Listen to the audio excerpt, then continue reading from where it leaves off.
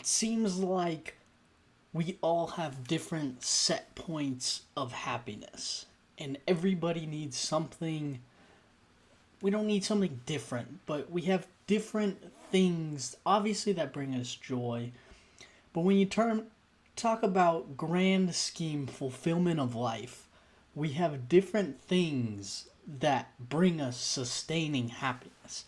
I've got a friend who likes to work on cars, and just fixing the car, just making something broken, working again, brings him an immense amount of happiness. And as I learn more about happiness, as I learn more about personalities, all of it seems all interconnected. And it's not about the individual. It's never about, it seems like the whole world is, we have this perception and everything. It's my life, it's my experiences, my relationships. But everybody has that experience. And in the grand scheme of it, all 7 billion, 8 billion people alive have this feeling that it's all about us and how do I get happy. But we're all interrelated. We're all intermingling. And whether or not you believe in evolution, it seems like there's different categories of people. Personalities may be real, maybe not. But one thing for sure is that people think differently. And as far as I can tell with my limited understanding, based off the David Keirsey test, it seems like, which is similar to the Myers Briggs, they group people into 4 major camps. And these 4 major camps seem to also correlate to things that bring us joy and make us feel fulfilled, and how do we live a happy life. These 4 major camps. And the one seems like the Guardians, was the Myers Briggs Guardians. And it's the people who maintain reliability of society. It's people who, when the car is broken, they fix it because the car needs to be fixed. It needs to be working. We need to maintain order. We need to maintain structure. These are the reliable people. They're stable. They're maintaining the structure that allows society to move forward. The downside is that sometimes these types of personalities get so fixated on the rules and the structure that sometimes we lose sight of the bigger picture. This is a bit abstract, but bear with me. The car's broken, so we fix it. The rule's there, so we follow the rule. We have a structure, we follow the structure because that means order. That's camp 1. The second type seems to be, I believe they call them artisans. Another flavor I've heard thrown out is athletes.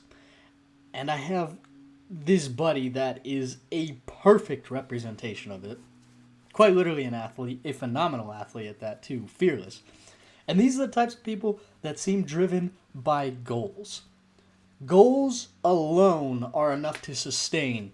Just give me a goal. As soon as I'm working towards the next thing, a phenomenal rock climber, and give me the next hardest thing to climb, and my goal, I will figure out a way to get there. And the things that bring these types of people joy and sustaining happiness is working towards a goal. We aren't necessarily concerned with who it affects. If other people get steamrolled in the way, so be it. If there's roadblocks, we get through it. No matter what, we're getting to this goal.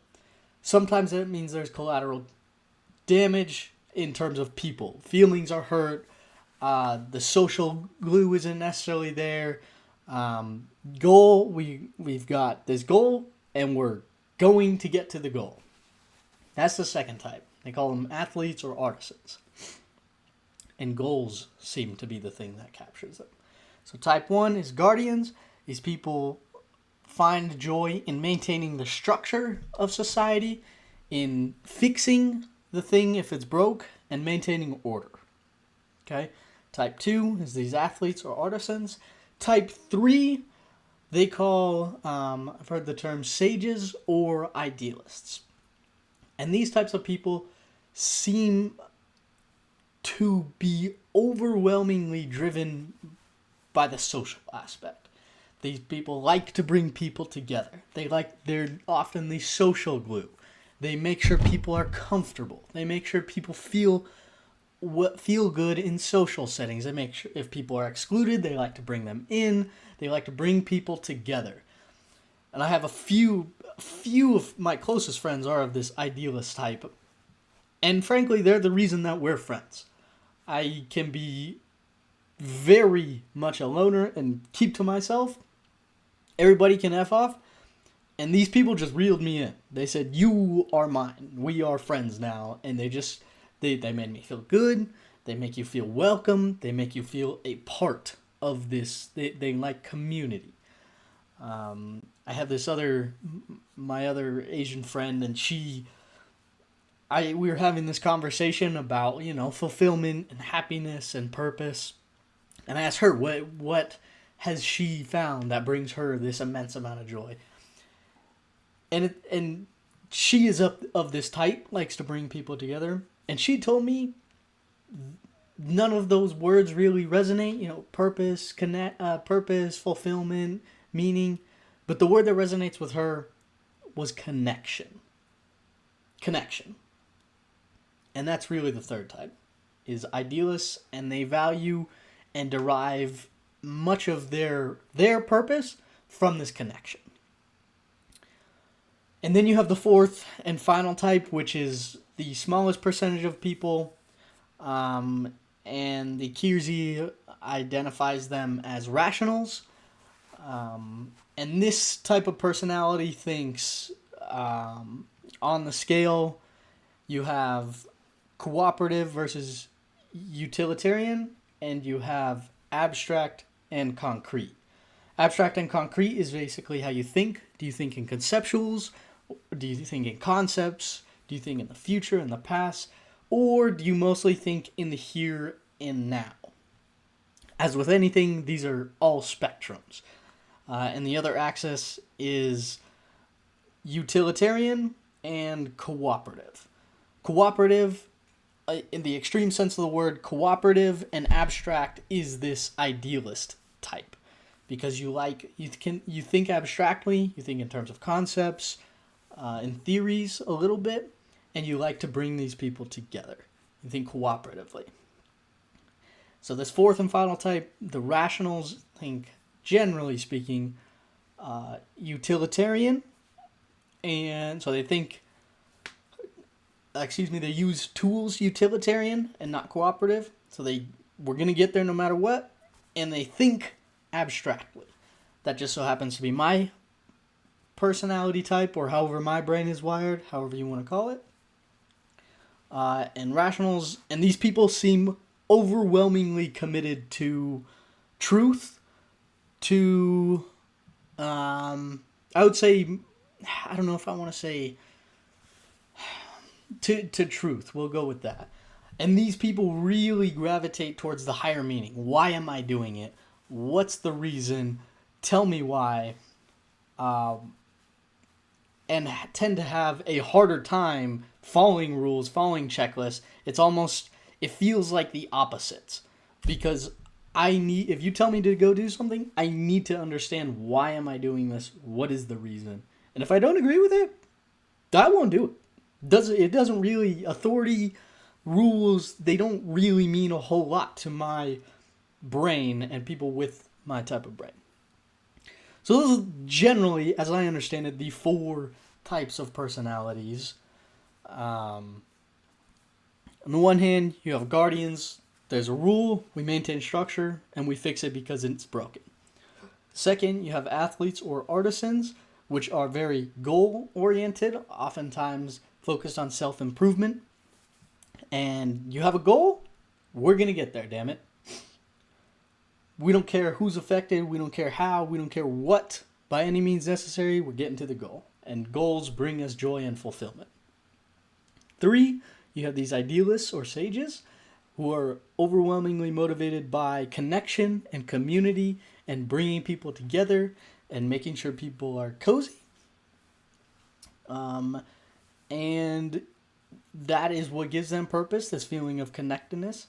And the fourth type is the rationals, which think abstractly and utilitarian and are motivated by truth and a deeper meaning in that sense of the word. We need to know why. We need to know what is it all for. What's the bigger purpose?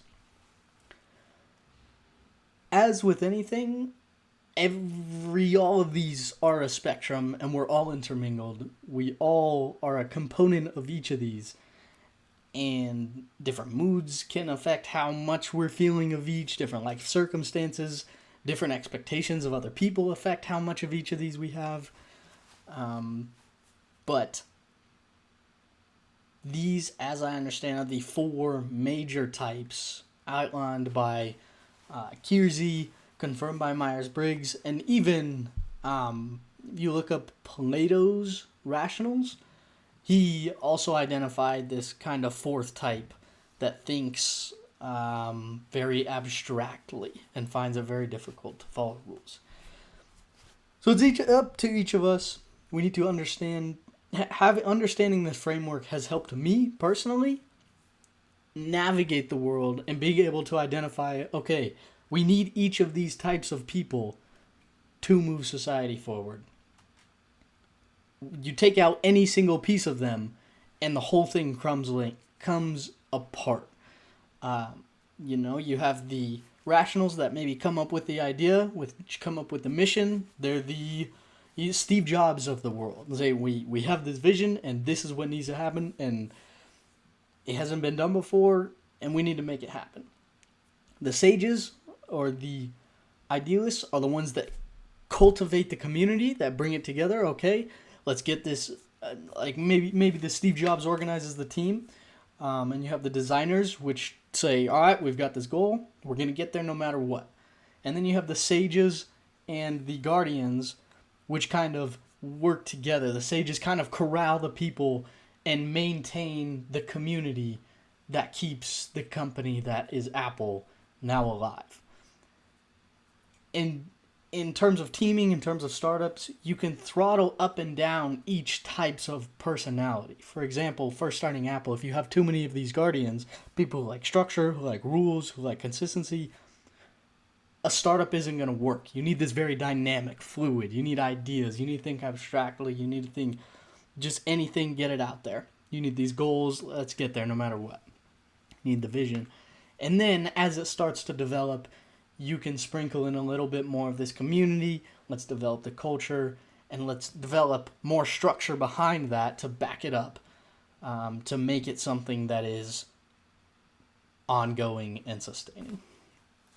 Those are the four main types, and each of them has different things that brings them happiness, so-called. So guardians, you have this structure and fixing things.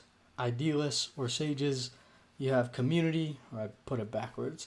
Second, you would have artisans and athletes, which are goals bring them joy. Third, you have sages or idealists, which are vitalized by community and connectedness. And fourth, you have rationals, which think abstractly and utilitarian and need this deeper sense of purpose, this deeper meaning, so to speak. And I'll go into more how you can find sort of your purpose later. That's a framework. That's helped me tremendously navigate the world and seeing people through these different lenses. And you need every single type. Figure out who you are. Figure out how you operate. Observe yourself, understand how you operate. As always, everything is a spectrum, and everybody has a little bit of each of these within them. It's just us to understand the framework and then figure out how we operate, what we have the most of, and how we primarily operate.